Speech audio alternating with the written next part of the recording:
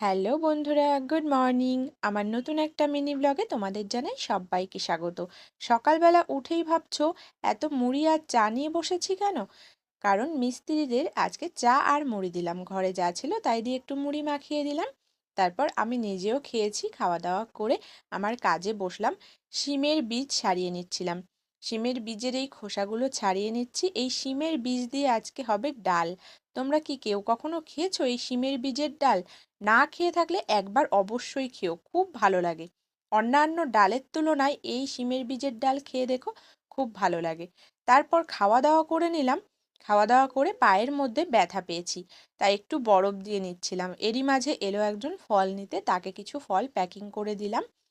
তারপর মা আজকে বানিয়েছিল পিঠে, পুলি পিঠে, তারপর পাটিসাপটা, ভাপা পুলি, দুধ পুলি সব বানিয়েছিল। আমি লাস্টে একটু পুলি ভাপা বানাচ্ছিলাম। আজ এই পর্যন্ত, থ্যাঙ্কস ফর